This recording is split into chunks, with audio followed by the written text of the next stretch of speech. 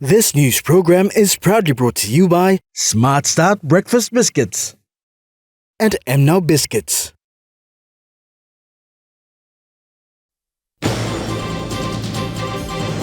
Prime Minister James Marape invites investors to PNG. ADB approves loan of US $250 million for SOEs. And PNG Embassy in Jakarta gets 6 million kina for a facelift.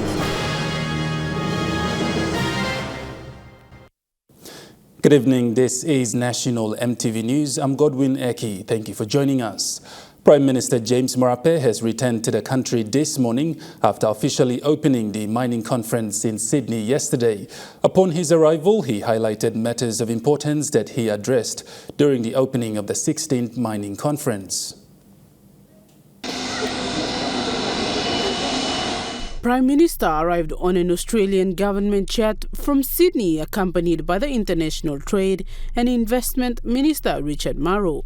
Marape highlighted few of the points that he has raised during the opening ceremony of the mining conference concerning the mining sector in PNG. Identity as an oil and gas nation and our mineral nation was established right from the start to give an assurance to especially those who want to come in.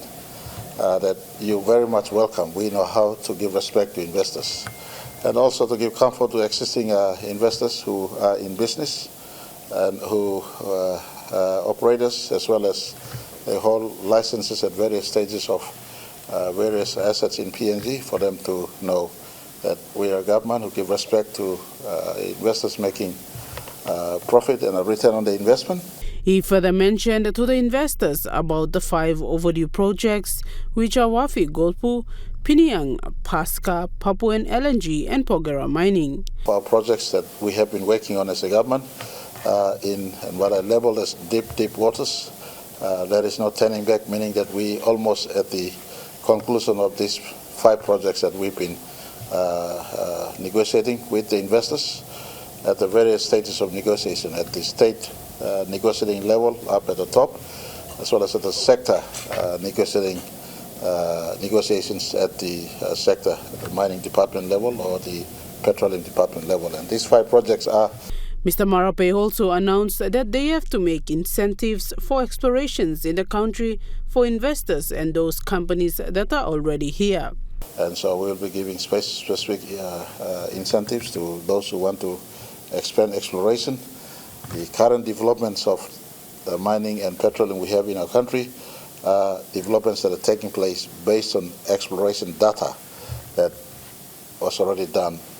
Marape described the conference as the biggest staged conference ever that he believes will have a positive outcome for PNG.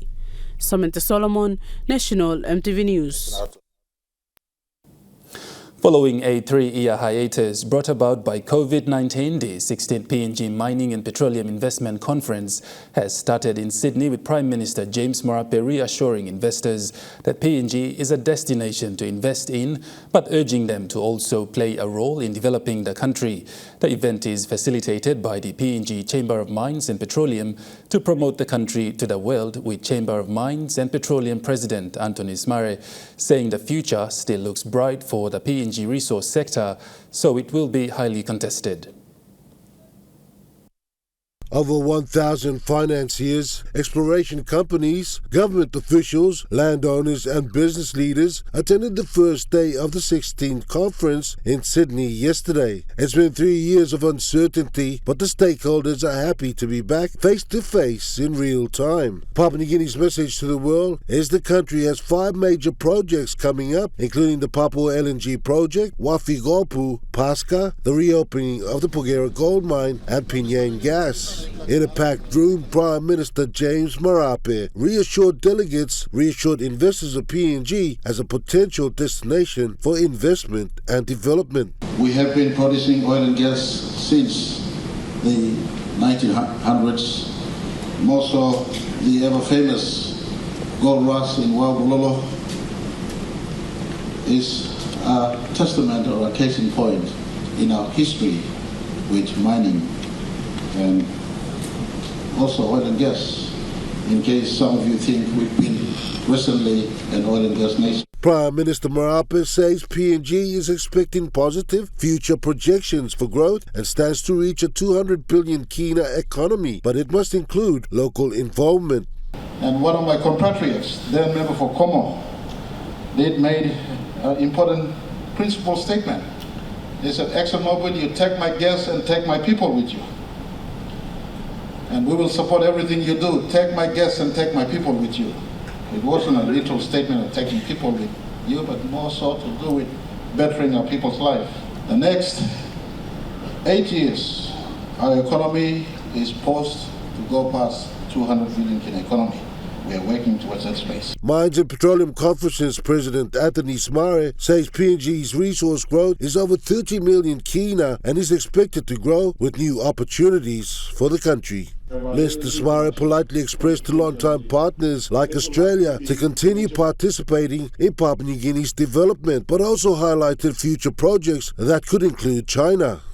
China is a very important partner of our country. It plays a significant role in our economy currently. It has interest in a number of our mining projects, a quarter of Porgera through Zijin, majority interest in Ramu Nickel through MMC. It's also a buyer of much of our current mineral output and a majority buyer of our LNG production from the PNG LNG. And it will likely be the major buyer of gas from our new LNG developments, Papua, Pinyang, and Pasca. Australia historically has been the dominant international investor in PNG. With the last day of the Mining and Petroleum Conference to conclude tomorrow, and with over 1,300 international executives from the resources, energy, finance and development sectors, a lot of positives will be taken out from the conference's theme, securing the next wave of investments for PNG. Rocky Iso, National EMTV News. The Asian Development Bank, or ADB, has approved a policy-based loan of $250 million to help Papua New Guinea's state-owned enterprises, or SOEs. This funding support is to deliver high-quality, affordable service through Sub-Program 3 of the ADB-supported SOE reform program that supports PNG's efforts to improve the operational performance and financial stability of SOEs and strengthen service delivery. The loan support from the Asian Development Bank to PNG SOEs will not only help create space, but further create and improve performances for the private sector in critical services such as telecommunications. This policy-based program will help Papua New Guinea strengthen its legislative and policy frameworks for SOEs, enhance governance and transparency, and improve the financial position of SOEs in key sectors such as energy, water supply and aviation. ADB Financial Management Specialist for the Pacific, Matthew Rees, said they are very happy to see the program delivering results supported by recent reforms. SOE Kumul Consolidated Holdings paid the government a dividend of 80 million PNG kina or $22.9 million for this year, for the first time since 2015. The program is being delivered in close coordination with the Australian and New Zealand governments. ADB is committed to achieving a prosperous, inclusive, resilient and sustainable Asia and the Pacific while sustaining its efforts to eradicate extreme poverty.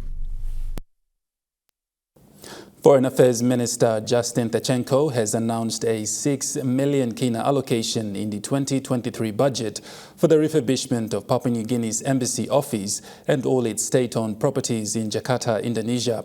Minister Tachenko, upon his arrival in Jakarta on Saturday, told staff that Indonesia was among the first of 4 foreign missions that the government had approved for renovation and refurbishment.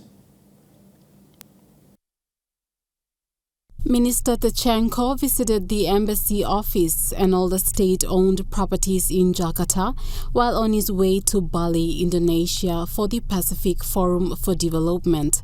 Minister Techenko said he is looking forward in renovating the properties, getting them back to a modern standard, as the Republic of Indonesia is an important diplomatic partner to Papua New Guinea. He said the government was resolute in its commitment to transform all missions abroad, and this was demonstrated by tripling the budget for the Department of Foreign Affairs to 120 million kina for 2023, making this the biggest allocation ever received by the department. Minister Techenko added that apart from the renovation work, an official appointment for a permanent Papua New Guinea ambassador to Indonesia has been prioritized. He said the Department of Foreign Affairs is looking forward for a new relationship with the Republic of Indonesia going forward in defense, agriculture and security. Minister Techenko further stated that PNG will be signing a defense cooperation agreement between PNG and Indonesia to share the security on the borders together. Meanwhile, as per an official invitation from Prime Minister James Marape, Papua New Guinea is preparing for an official state visit of the Indonesian President Joko Widodo next year. Cynthia Maku, National EMTV News. National EMTV News continues after the break. Stay with us.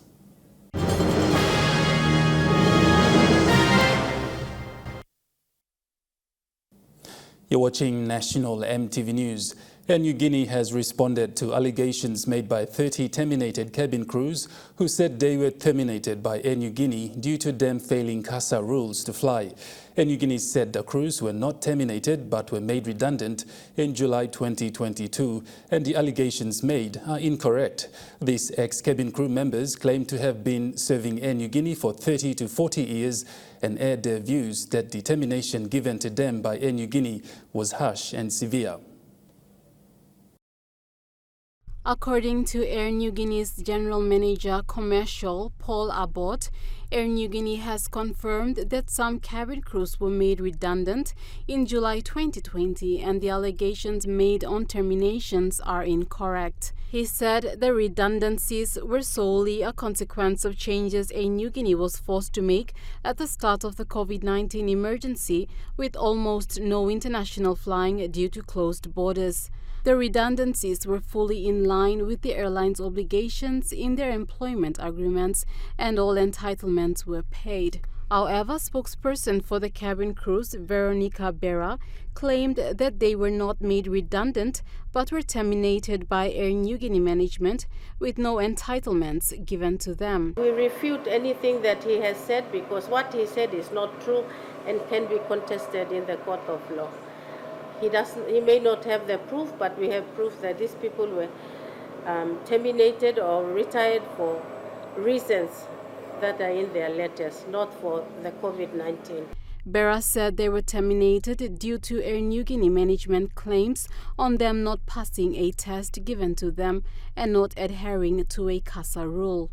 I personally say that I was wrongfully terminated because I was issued with this card where I receipted.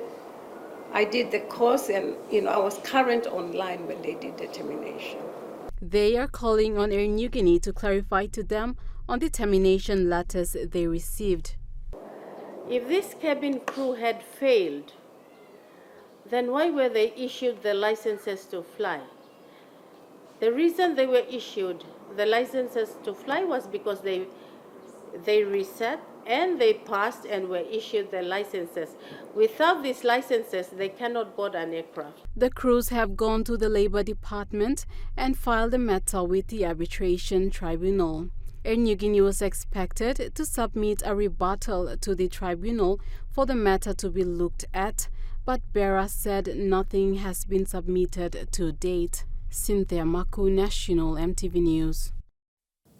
The National Department of Health will continue to roll out Phase 2 of the Lymphatic Filariasis Disease Survey and Drug Administration in Papua New Guinea. This comes after a record of discussion was signed today between the Japanese International Cooperation Agency and the National Department of Health in Port Moresby. The Phase 1 of the survey was hailed a success, hence the progression to Phase 2 to implement mass drug administration and transmission assessment survey to eliminate lymphatic filariasis disease in PNG. Present to witness the signing today were representatives from the Public Health, National Department of Health, World Health Organization, Japanese government representatives, and JICA Chief Representative in PNG, Masato Koinuma. Representing Public Health, Deputy Secretary Ken Wai acknowledged JICA's continuous support to PNG. But on behalf of the government of PNG, the Ministry of Health, the Department of Health, and the health sector in Papua New Guinea and the people of Papua New Guinea, let me commend and thank the organizers as well as, most importantly, our great and traditional partner, Japan, for continuously providing the support to Papua New Guinea, not only with the lymphatic program, but infrastructure development program, all the other support program with the COVID-19 program. Mr. Y highlighted the Phase 1 Survey and Drug Administration Assessment Report. And I'm told that the program started in New Highland Province, and there was a prevalence rate of almost 30% positivity rate. But after the mass drug administration, it has actually gone down less than 1%. That's a great achievement. Come on, let's do. He said with the success from Phase 1, Phase 2 will cover 7 provinces, which includes New Island, East New Priden, West New Priden, Manus, Autonomous Region of Bougainville, East Sepik, and West Sepik. JICA Chief Representative to PNG, Koinuma Masato, said JICA will continue to support PNG to improve the livelihood and well-being of PNG citizens. This next project will improve the livelihood and well-being of Papua New Guinea citizens in those target provinces and expand its output to the whole country through the NDOH. JICA will continue to work in partnership with NDOH and all stakeholders to ensure we achieve the project output. The leaders and doctors who contributed towards this project's success were acknowledged for doing a great job. Thomas Sulembari, National EMTV News. Leader of Government Business and Finance and Planning Minister Rainbow Paita has revealed that the government is planning to take on board 2 new policies next year. The policies include National Compulsory Service Policy and upgrading of Pacific Institute of Leadership and Governance into a civil service university. Minister Paita has highlighted that the National Compulsory Service Policy will see older youth that has passed out from grade 12 go into compulsory national service for 1 year. That will be done in partnership with the PNG Defence Force and the Australian Defence Force. People who are coming out of grade 12s, so that after 1 year, in whichever curriculum they train, ideally it could be training facilities set up in each region. So those students who are accepted in different institutions can go stay there 1 year. They get basic training, just like any other country who has a national compulsory service. And then after 1 year, they can go into studies. So. He further emphasized that such training will ensure that the young people passing out from grade 12 are better equipped for the world prior to entering any institutions.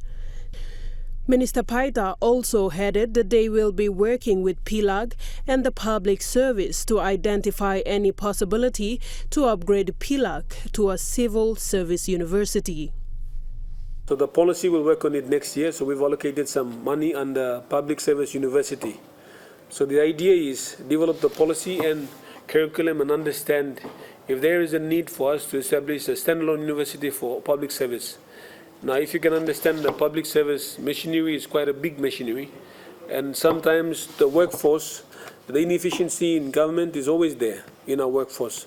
So how do we properly train those who want to be public servants? So, setting up a university where grade 12 leavers can select programs. If you want to be a public servant, you apply straight to that university, and you train for 5 or 6 years, and then you go into the public service workforce. Paita added that the budget for whole public servants is in billions and that it is important that they see the outcome of the public servants' work. So we need to train them properly. So that training should start as low as grade 12 and straight into uni. They can choose courses for them to be LG managers or CEOs of districts or PAs or provincial treasurers. So all the training will happen at that level so that they can be able to efficiently develop and implement government policies. So those are the policies that some of them that we'll bring on board. Sharon Engnui, National EMTV News. Chief Secretary Ivan Pomeliu has urged all staff of the Department of Prime Minister and National Executive Council to pull their weight in their work. The Chief Secretary made these comments during his speech to open the department's annual planning and budget workshop for 2023. This is a workshop that is held annually at the end of the year to review what has happened for the year and plan for next year. Mr. Pomeliu said the department carries the government's overall expectation in ensuring policy objectives are implemented and they must work on meeting those critical expectations. He said work has already been done and he still has a draft copy of the key result areas for each of the agencies that comes under the department. He said the expectation is that they would ensure the KRAs are implemented by all government agencies. Chief Secretary Pomeliu said all departments staff responsible for each line agencies in consultation with line agencies must now confirm the set of KRAs for each agency.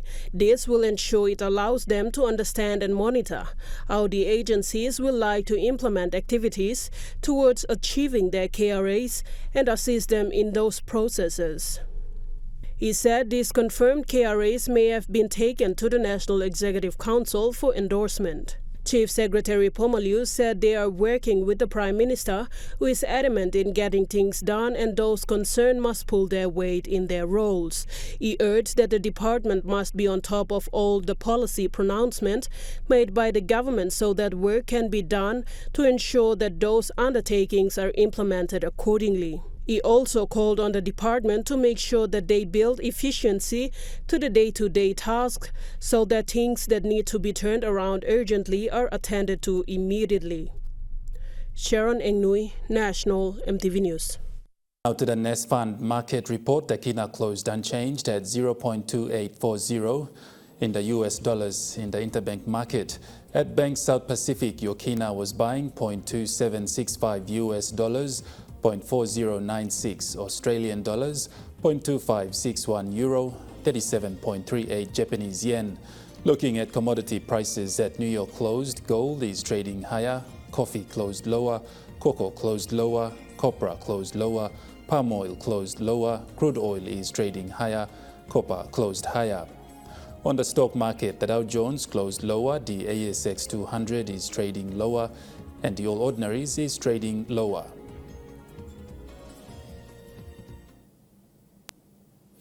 National EMTV News continues after the break. Stay with us.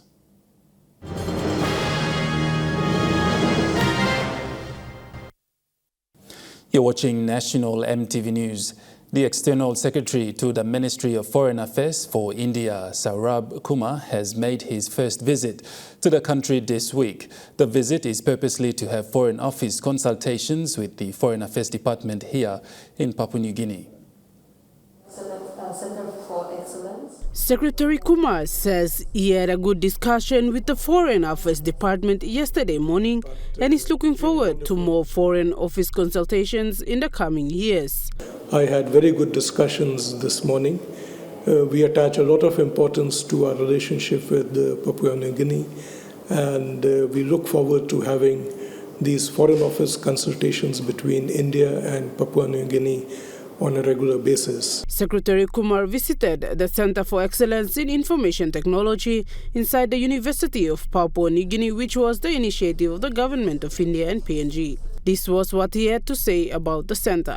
I'm very happy to visit the center, which is a symbol of the close cooperation between India and Papua New Guinea and the university. And it was really good to interact with some of the students and some of the teachers and to learn that the center is doing very well. Vice Chancellor for UPNG, Professor Frank Griffin, expressed gratitude to Secretary Kumar for his visit to the school. Looking at areas where we can actually work together for the mutual benefit of both countries. And for us here at the university, the investment that the government of India and the government of Papua New Guinea have put into this Center of Excellence in IT is indicative of the fact that there is a willingness for the two countries to work together. He says UPNG has been working closely with the Indian Embassy in the country to help benefit both countries in terms of human resource development. Samantha Solomon, National EMTV News. A historic moment for Rainbow Christian Academy today with the graduation of its pioneer grade 10 students. Since its inception in 2008, the school has quietly educated students with Christianity as the paramount foundation, culminating in today's historic event for the school. The Rainbow Christian Academy held its graduation ceremony today for all grades, beginning with prep and then moving on to the various grades. Students who did well throughout the 2022 academic year were rewarded for their efforts before parents and guardians this morning. The significance of this graduation ceremony was the passing out of its pioneer grade 10 students, with founder Matthew Bai touching on this. Rainbow Christian School had a remarkable, challenging, remarkable year this year. We had our first grade 10 this year. Which was not easy because we were doing primary all these years, and then we decided to step up, and we really had to work hard. There were many challenges to get us through with regard to education authorities, their requirements, things like that. Despite the disruptions of elections to the school year and other challenges faced on a personal level, young grade 10 student Menchi Numi was the outstanding student of grade 10, taking home the Ducks of the Year award. She had this message for her peers. I would have done this without my parents. Their unconditional love and support, they've been always there for me despite our downfalls. So I thank my parents firstly. And secondly, to my teachers, despite the election throughout this year, we've made it this far.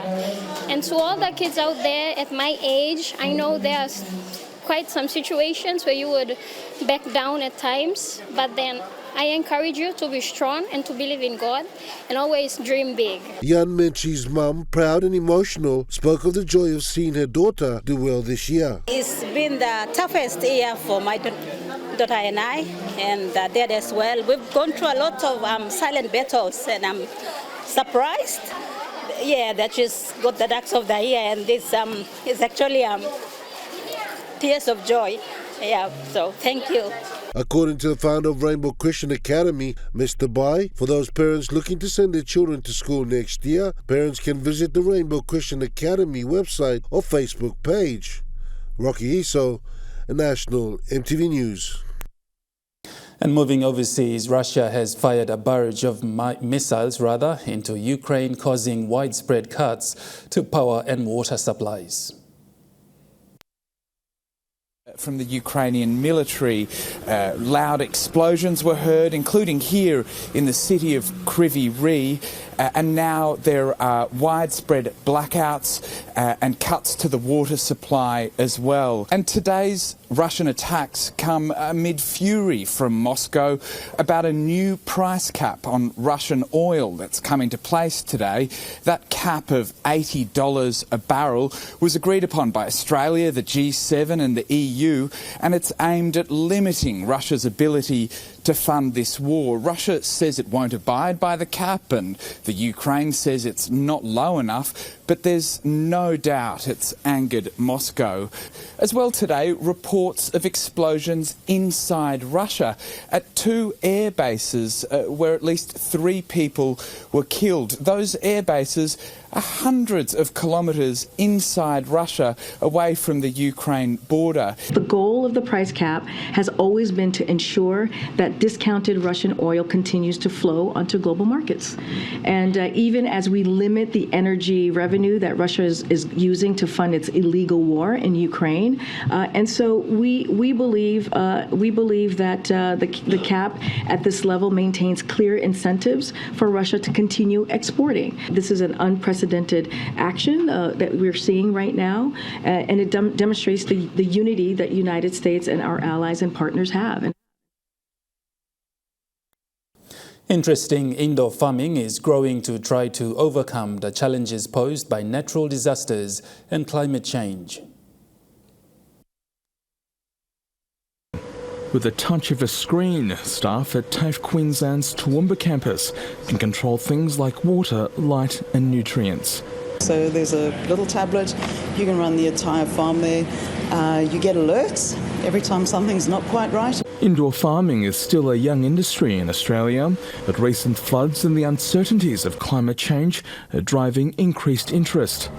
On the Gold Coast, a massive warehouse could produce 400 tonnes of lettuce annually from mid-next year. And we're seeing a lot of interest from a lot of the key supply chain right across the country to really explore and understand this new age farming, a new way of farming. Farmers are also seeing the benefits of what's called protected cropping structures. Destructive floods in the Lockyer Valley wiped out crops in the field and led to a surge in lettuce prices. But in this greenhouse, workers barely stop picking vegetables. The product is of good quality. We don't struggle with pests and diseases as much. Inside the tunnel, I think we've sprayed inside maybe once. Data is still being collected on the number of vertical farms and protected cropping structures across Australia, but industry groups say it's growing by about 7% each year. Here at Barton Farms, they've seen the value of the system and are planning to build 2 new greenhouses worth $3 million early next year. Haiti's government has requested international help to try to restore order after years of dealing with natural disasters and man-made corruption.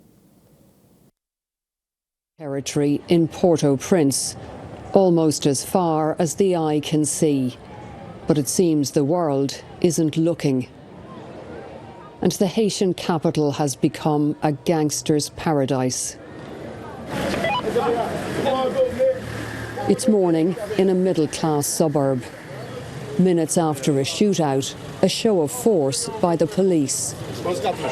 But usually it's the gangs who call the shots. There are over 100 armed groups in the city, instilling fear and silence. Well, police are still searching the scene here. There's an AK-47 on the ground and some ammunition. There are also drops of blood. Now, this is an armoured car. Police say they were tracking it for about 2 weeks. They say it was being used by a kidnap gang. Nearby, the body of an alleged gang member. The police told us we stopped them today.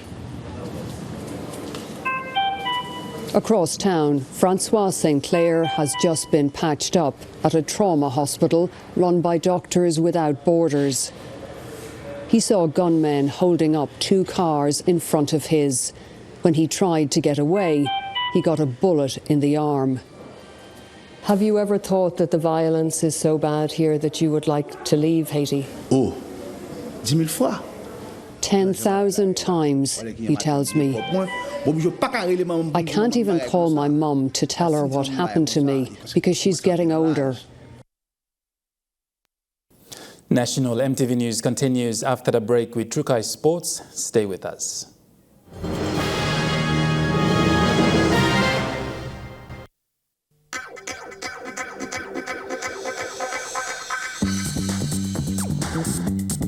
Trukai Sports.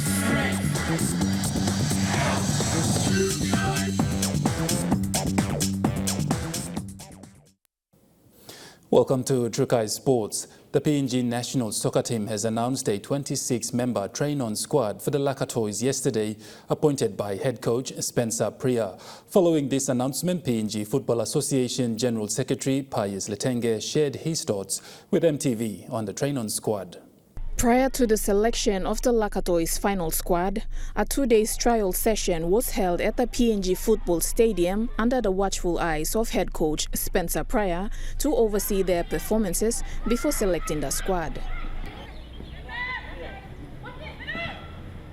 The 26-member train-on squad have earned their spot as per their performances in the last 2 trial matches. Some of the experienced players who have made it to the 26 squad members are in the likes of Lucy Maino, Marie Kaipu and Margaret Joseph. Teams, the teams who were in the players who were in Australia and those who were in PNG, they put them into two teams and they played each other, and the coaches came up with the 26 squad.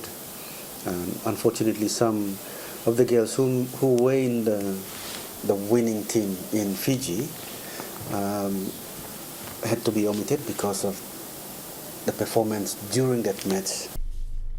Mr. Letenge went on to congratulate all the players for making it to the 26 train-on squad and wish them well as they prepare for their first international friendly against Philippines, scheduled for the 11th of December 2022. PNG Football General Secretariat, President as well of the PNGFA and his executive committee. We have that belief and trust in the team. We know that one player cannot win a game. It's a team effort, and with a good leadership, with a good guidance and a coaching and experience, we believe they will do better. Meanwhile, the squad is currently in Sydney and will commence training on the 11th right up to the 26th of December 2022. Lisa Puni, Trukai Sports.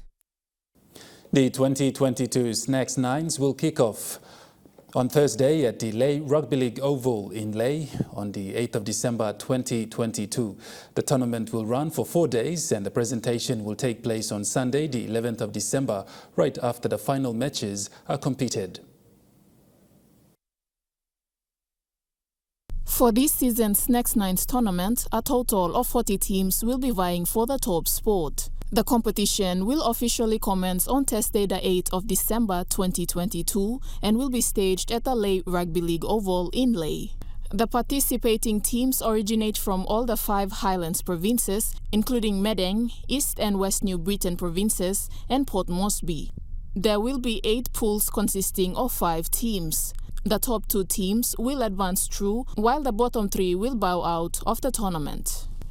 As the tournament is the primary avenue to the selection of Lae Snacks Tigers train-on team ahead of season 2023, participation and interest has been on the rise despite the closure of team registration 2 weeks earlier.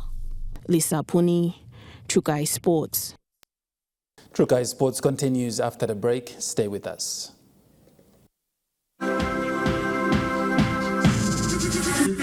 Trukai Sports. You're watching Trukai Sports. In overseas sports, the Illawarra Hawks have ended a run of 9 successive NBL losses by defeating a slumping Melbourne United. They ended up winning 93-79 over Melbourne United, who are in a bit of a form slump of their own. Sam Frolling was the hero for the Hawks. He set a career high mark of 29 points, and most of those points came early, actually, when the game was on the line, and he put their side on the path to their second win. 16 points, in fact, came in the opening period for Sam Frolling, and that set up Illawarra's best quarter of the year as well. So despite a couple of Melbourne United attempted fightbacks, it wasn't to be for them. So the Hawks run out victors, only their second win of the season. That ends Trukai Sports. The Money Plus weather report is next. Stay with us. Trukai Sports.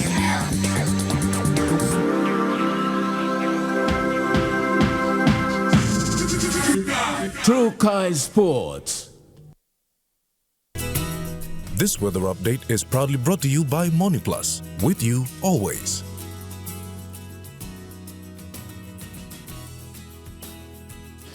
Weather forecast for the next 24 hours. Southern region, Port Moresby, partly cloudy with possible brief showers and inland thunderstorm. Daru and Kerema, cloudy periods with brief showers. Hallertau and Popondetta, cloudy periods with showers and possible thunderstorm.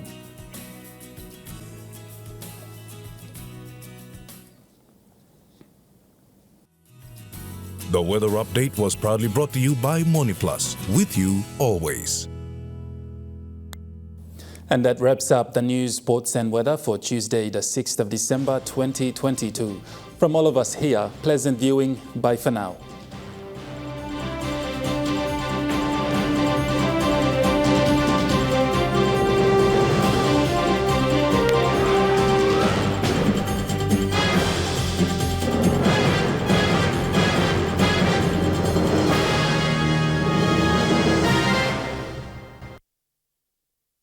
This news program was proudly brought to you by Smart Start Breakfast Biscuits and Gold Nuggets.